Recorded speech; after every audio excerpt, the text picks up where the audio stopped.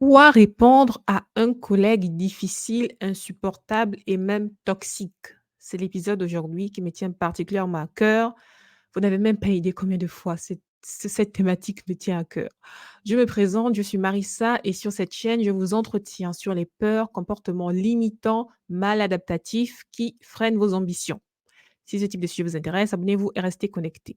Donc, je vous propose pour l'épisode d'aujourd'hui, comme je le disais tantôt, de partager avec vous des phrases concrètes à dire à des collègues insupportables, des collègues qui vous pompent l'air, des collègues qui vous stressent, qui vous déstabilisent, qui vous manipulent et qui veulent créer un climat de conflit volontairement ou involontairement. Mais avant de vous présenter ces phrases, j'aimerais revenir sur ce qu'est un collègue difficile. Comment identifier un collègue difficile? Parce que souvent, on peut comme ça subir des événements, on peut subir des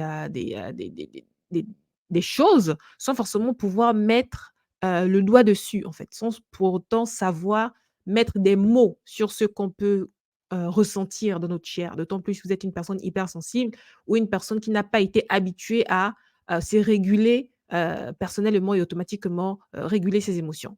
Donc, le premier type de collègue que moi j'identifie de difficile et de toxique, ça reste mon appréciation personnelle aussi. Je vous invite dans les commentaires à me dire ce que vous en pensez. Ben, c'est le collègue bavard. Il bavarde beaucoup, il bavarde trop, il parle trop. Pourquoi un collègue qui parle trop est un collègue difficile? Parce qu'il empêche les autres de se concentrer, il empêche les autres d'avancer, de progresser dans leurs tâches qui leur sont respectives et il empêche en fait de communiquer plus facilement en fait. Parce qu'à chaque fois, on a peur qu'il en dise trop, qu'il tire en longueur, et cetera. Un collègue bavard, c'est un collègue clairement qui est difficile et il peut avoir plusieurs raisons qu'une personne puisse être bavarde. Je ne veux pas forcément m'étendre là-dessus, mais si vous êtes ce type de collègue bavard, je vous invite à vous remettre en question.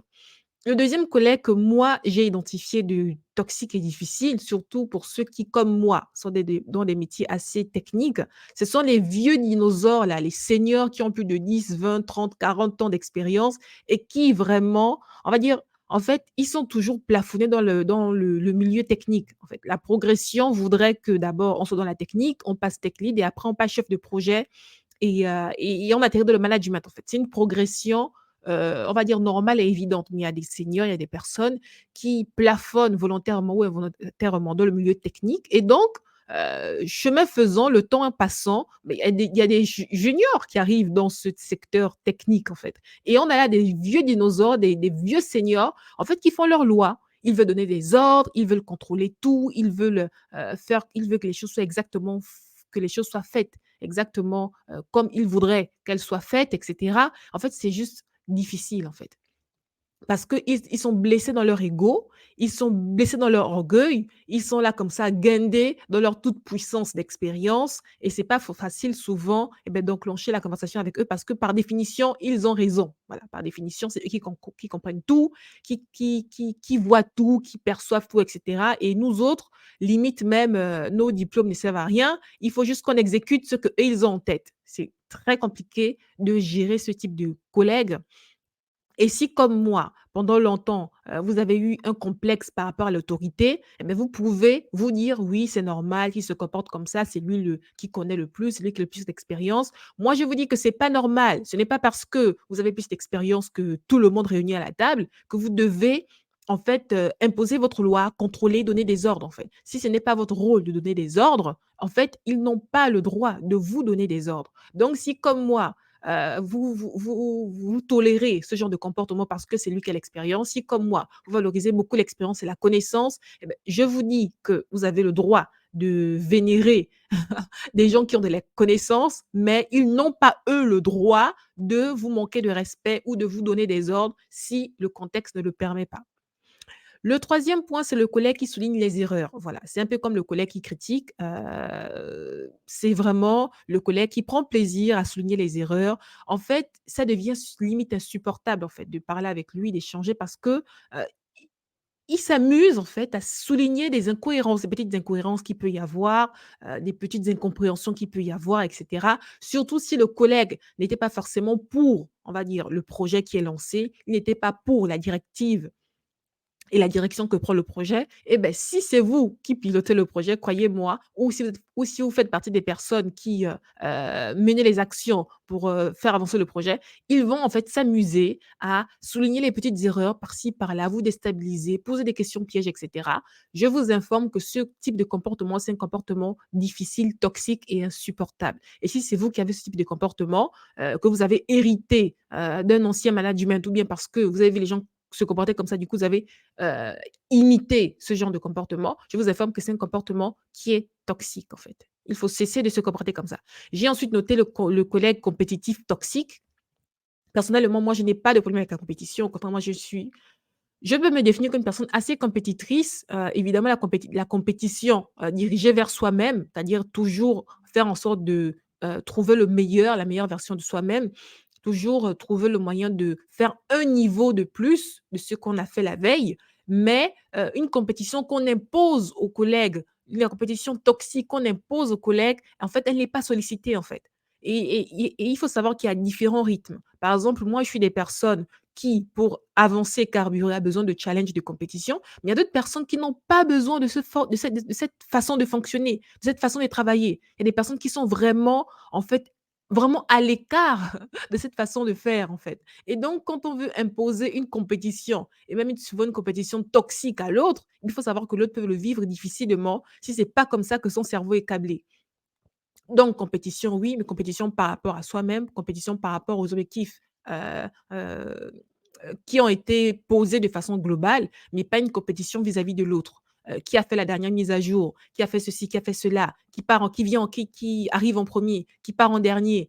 Qui répond le mieux à telle problématique? Qui écoule le plus le ticket de run? Et cetera, et cetera. En fait, non.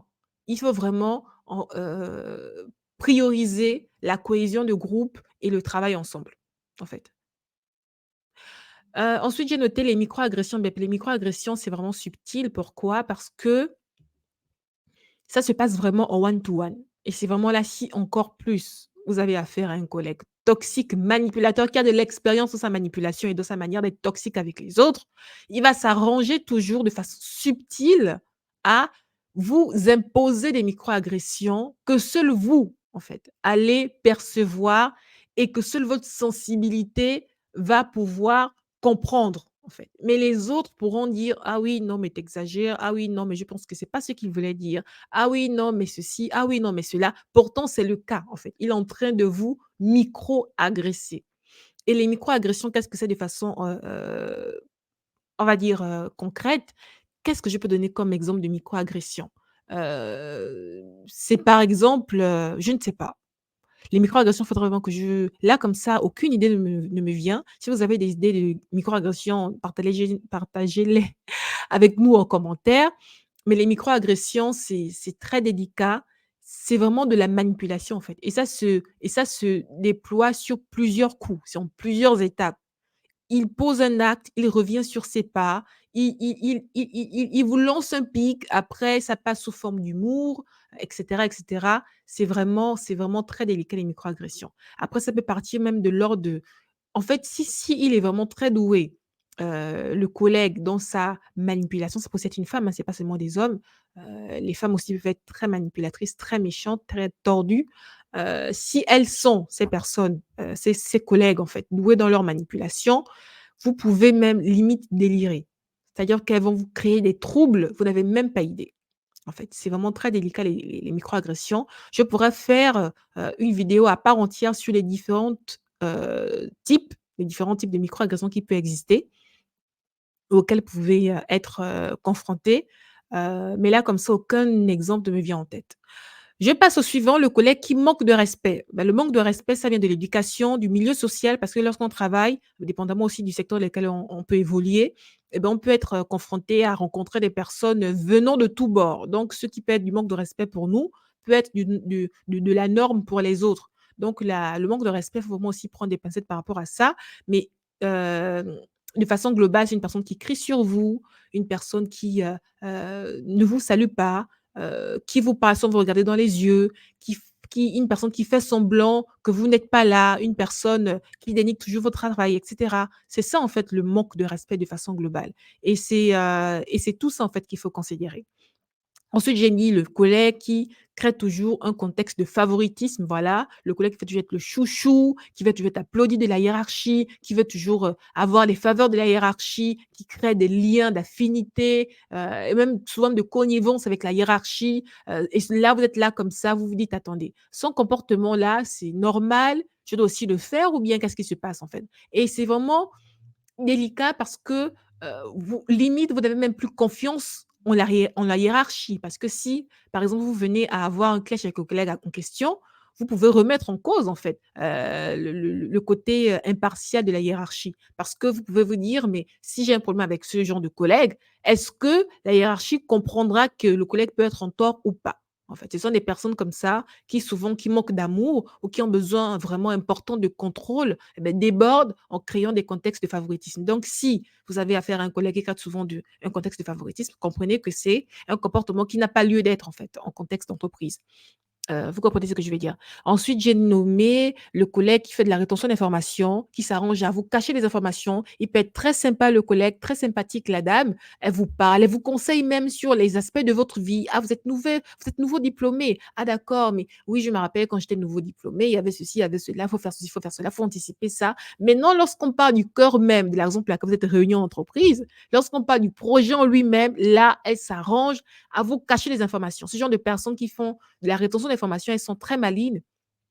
J'en ai identifié 2 types, soit le type qui vous snob de façon vraiment, flagrante et genre elle ne vous calcule pas et elle fait le strict minimum. Elle fait vraiment, elle restreint au maximum les échanges avec vous et donc là, vous savez vraiment que, ce sera dur ou alors la personne, le type de personne qui vous noie d'informations inutiles, soit volontairement ou involontairement, mais très souvent c'est volontairement. Ce type de personne vous noie d'informations inutiles, en fait, et s'arrange à vous priver de l'information, le cœur même de l'information qui est importante pour l'avancée de vos tâches. Donc, faites très attention avec cela. On appelle ça la rétention d'informations. Si c'est vous qui faites la rétention d'informations, je vous invite à vous remettre en question, en fait.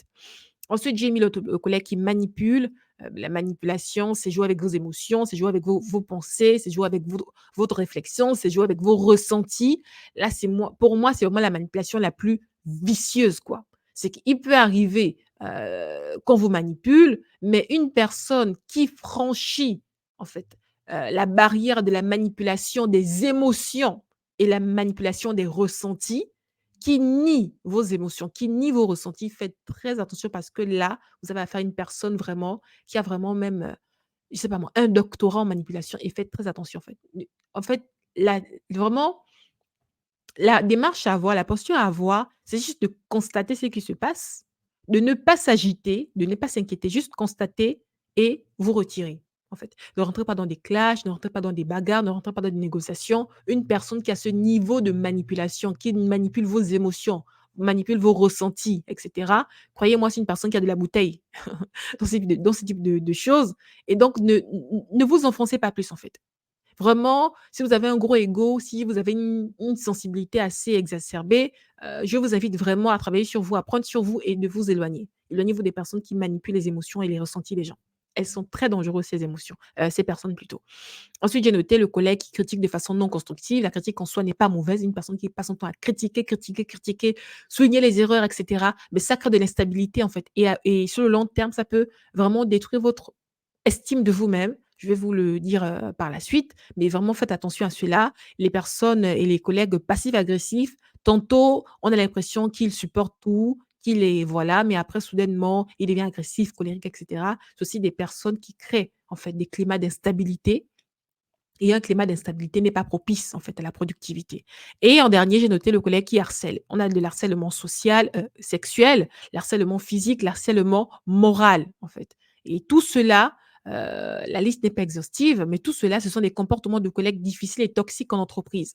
Donc, ne minimisez aucun de ces éléments, en fait. Ne dites pas: «Oui, mais il est bavard, c'est sa personnalité. Ah oui, mais il est dur, c'est sa personnalité». Non, en fait, tous ces comportements-là sont très nocifs pour l'épanouissement en entreprise.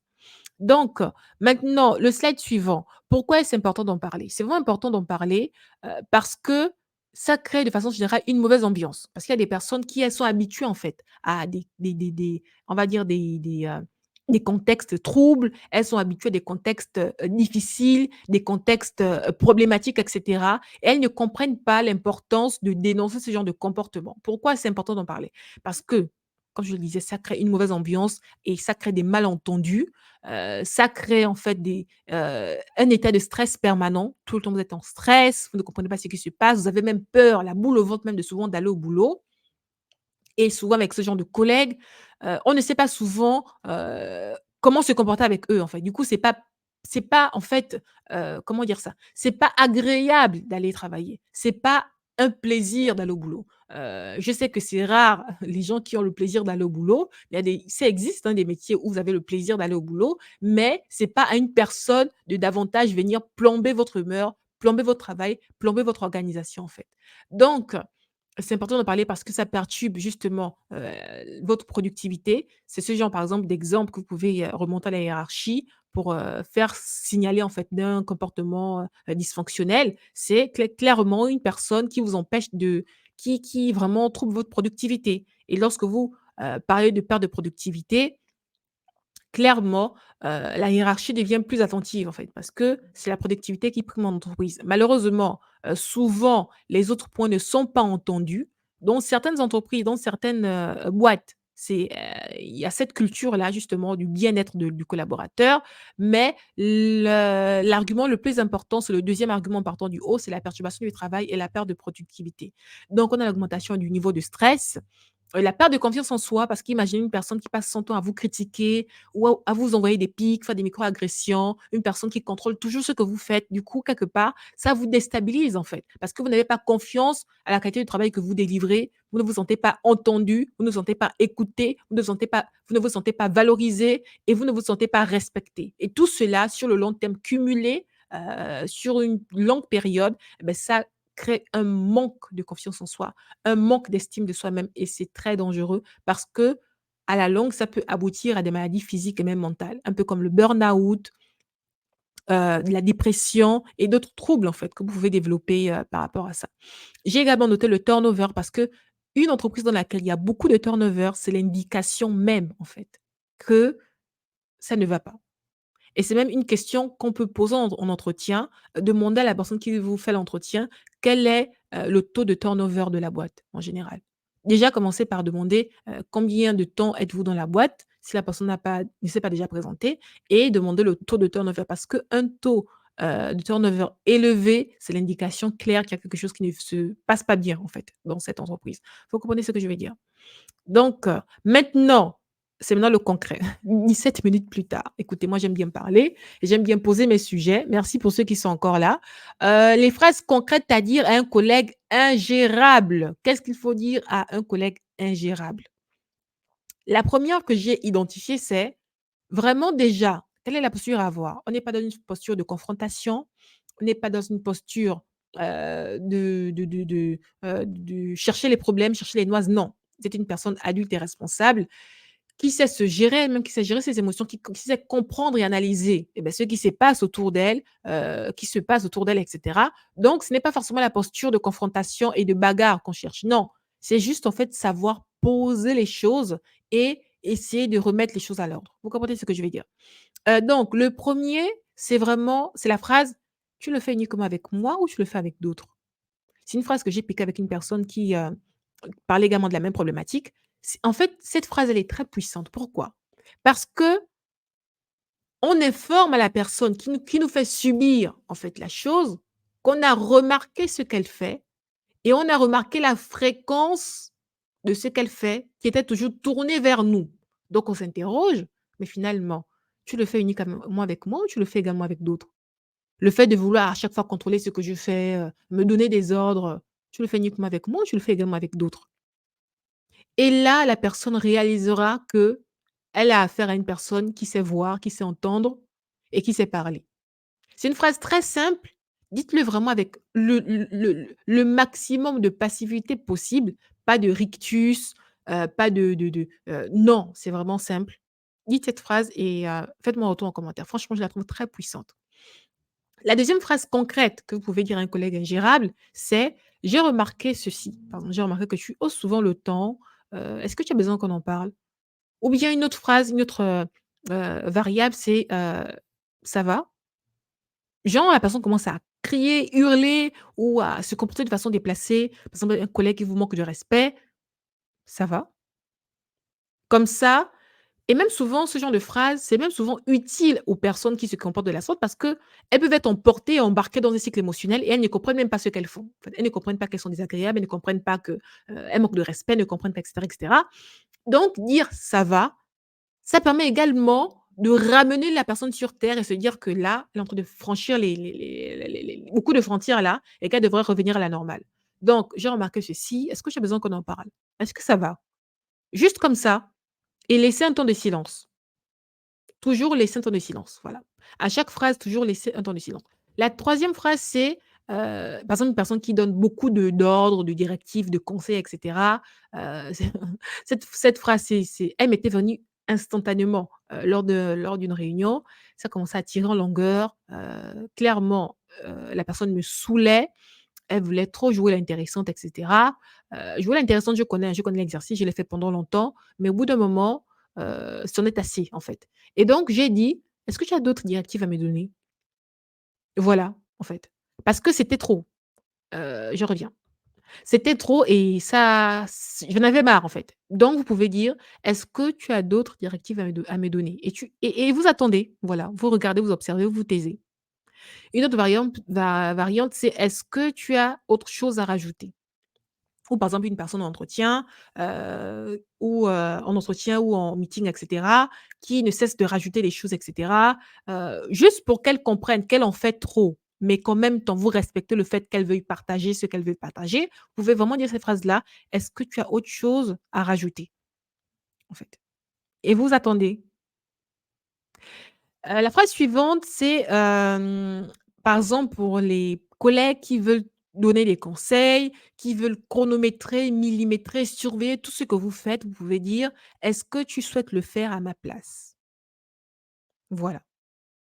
Et là, clairement, il comprendra que, il en fait trop, en fait, le collaborateur. Il comprendra qu'il en fait trop et donc, normalement, il va comprendre qu'il doit s'excuser ou il doit comprendre que, en tout cas, il dira quelque chose qui pourra faire évoluer, la discussion. Ensuite, j'ai noté: «Je n'apprécie pas la façon dont tu me parles, je souhaite que nous nous arrêtions là». Donc vous avez aussi le droit de couper court à une conversation si vous commencez à voir que ça commence à déraper. Vous avez le droit en fait de dire, «Je souhaite qu'on en arrête là» et puis, vous avez le droit de partir en fait. Vous avez le droit à la déconnexion, et cetera. Vous pouvez revenir avec, une personne tierce, revenir parler à la personne en question, mais vous avez le droit en fait de vous éloigner. Vous avez le droit de partir, en fait. Vous n'avez pas à subir, des comportements toxiques. Vous comprenez ce que je veux dire?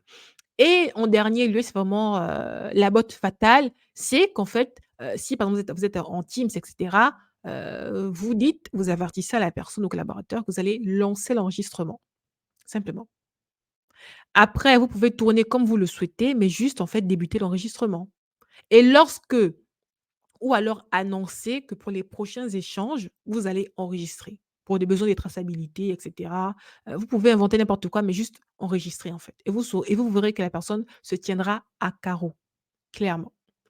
Donc voilà. Dites-moi en commentaire ce que vous en pensez. Vous avez d'autres directives à donner, d'autres exemples de phrases concrètes pour désamorcer des situations difficiles, et cetera. C'est très important, pas de mémoriser, mais de comprendre en fait plus ou moins la philosophie de là où j'aimerais vous emmener.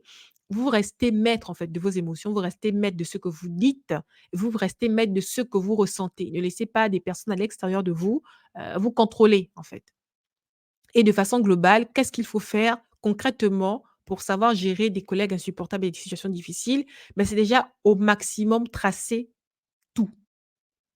C'est une phrase que j'avais du mal à accepter quand je rentrais en entreprise. Pour moi, ce sont des personnes, qui cherchaient toujours les problèmes, qui aimaient faire ça. Oui, quand j'entendais: «Il faut toujours tout tracer», pour moi, c'était limite, chercher des noises. Pourquoi tout tracer? Mais croyez-moi, ça a vraiment son importance. Il faut savoir tout tracer. Même déjà pour l'avancée du projet, pour, des questions de suivi et cetera, mais également pour votre propre, en fait, évolution, en fait, pour votre propre protection, malheureusement. Il faut tout tracer et n'ayez pas de honte, en fait, à tout tracer. Ne faites pas maintenant à outrance, ne faites pas de façon d'office, pas confiance aux autres. Accordez quand même aux gens le bénéfice du doute, observez, mais si vous voyez que ça dérape trop, au bout d'un certain moment, si vous cerner plus ou moins le comportement de certaines personnes, et ben il faut tracer, en fait.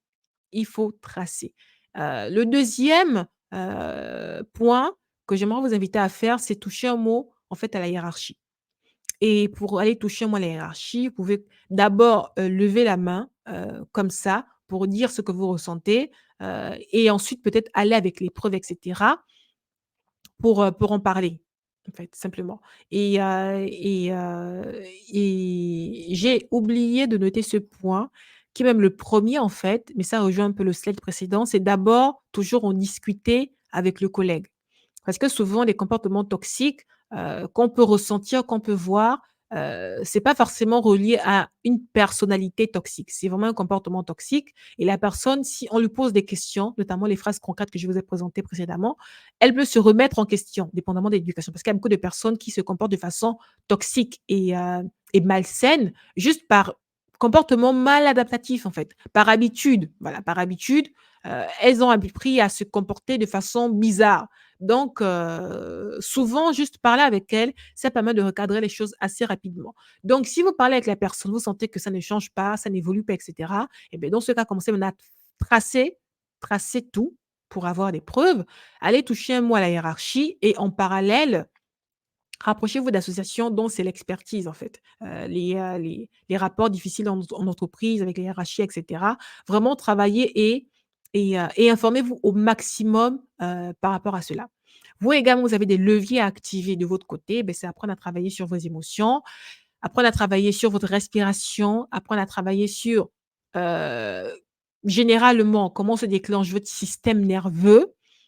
Comment vous réagissez en cas de stress? Qu'est-ce qui vous, déstabilise et cetera? Vraiment apprenez à vous sonder en profondeur et en tout dernier, j'ai noté, démissionner.